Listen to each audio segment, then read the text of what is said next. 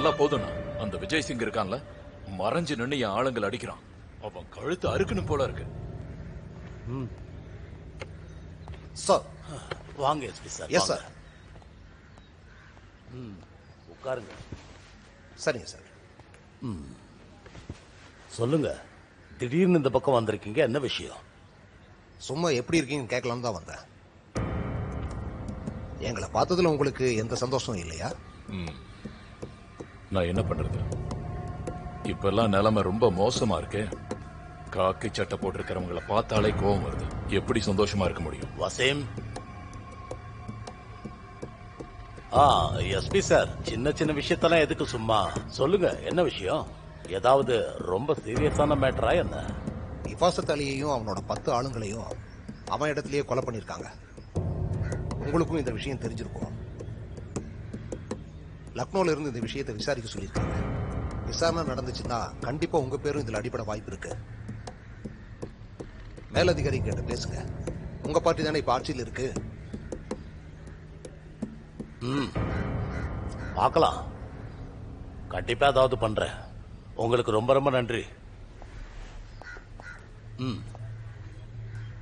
Wasim sir, நீங்க ஜாதகத்தை நம்புறீங்களா? உங்களுக்கு இதுல நம்பிக்கை இருக்காது. இருந்தாலும் எதுக்கும் ஒரு தடவை உங்க ஜாதகத்தை பாருங்க. ஏன்னா உங்க ஜாதகத்துல சனி உட்கார்ந்துட்டான்.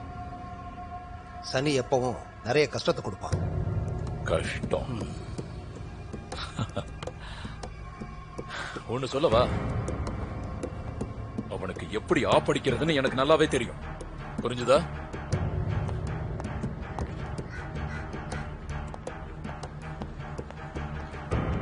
வசீம், உட்காரு. உட்காருன்னு சொன்ன. இங்க பாரு, கொஞ்ச நாள் நம்ம அமைதியா இருந்துதான் ஆகணும். எலெக்ஷன் வரை நெருக்கி வந்துகிட்டு இருக்குல்ல, விசாரணையை நான் தடுத்துருவேன். ஆனா கெட்ட பேர் மட்டும் கண்டிப்பா வந்துடக்கூடாது. இப்பதான் நமக்கு கெட்ட பேர் வந்திருக்கணும்.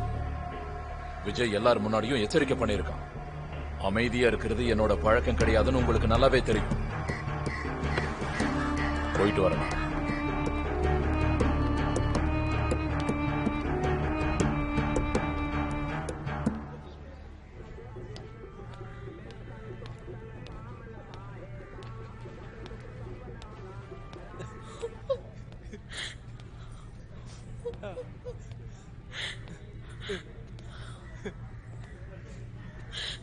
அண்ணா, என்ன கொன்னுடுங்கண்ண. வசீம் கண்டிப்பா என்னையும் என் குடும்பத்தையும் உயிரோட விட மாட்டான் அண்ணன். எங்களை கொன்னுடுங்கண்ணா, எங்களை கொன்னுடுங்க.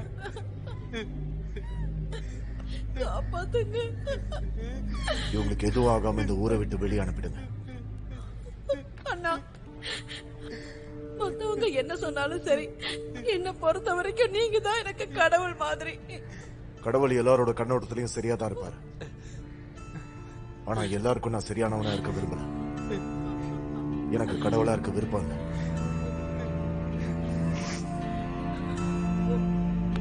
கிளம்பு.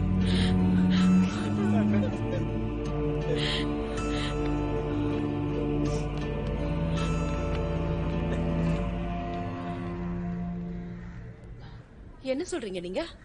உங்க 2 பேருக்கும் கல்யாணம் ஆயிடுச்சு, சாதாரணமா பிரியணும்னு சொல்றீங்க. சொன்னதுல என்ன தப்பு இருக்கு? தன்னோட உயிரை பணைய வச்சுட்டு எப்படி அவங்களால வாழ முடியும்? நீங்க எடுத்த முடிவு நல்ல முடிவுதான். உங்க இடத்துல நாங்க இருந்திருந்தாலும் இதே முடிவுதான் எடுத்திருக்கோம். அம்மா, நான் உங்ககிட்ட ஒன்று சொல்லணும். உங்க மகன் விஜய் அண்ணா. விஜய் உங்களை ஒண்ணுமே பண்ண மாட்டான். அது என்னோட பொறுப்பு. சரிங்க, நாங்க கிளம்புறோம்.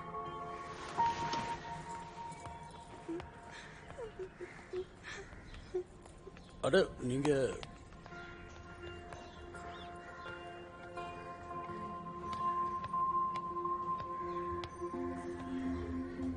இவங்களுக்கு என்னாச்சு? எதுக்கு இவங்க கல்யாணத்தை ஏத்துக்க முடியாதுன்னுட்டாங்க. என்ன கல்யாணத்தை ஏத்துக்க முடியாதா? அப்படின்னா அவங்க என்ன சொன்னாலும் நீங்களும் கேட்டுருவீங்களா? நம்ம பொண்ணை பத்தி ஒரு தடையாவது யோசிக்கலாம்ல. விஜய் அவனோட தங்கச்சியை பத்தி யோசிச்சு பார்த்தானா? யாருதான் தன்னோட உயிரை கையில புடிச்சுக்கிட்டு ஒரு பொண்ணுக்கு வாழ்க்கை கொடுக்கணும்னு நினைப்பான்? அவனை பத்தி யோசிச்சு பாரு. இதுக்கு பதில் சொல்லு.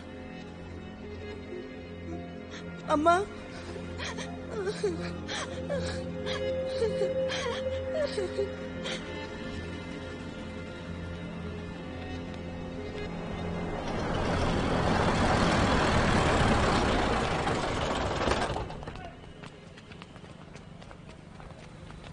பார்ட்டி எப்படி இந்த மாதிரி பண்ணோம்?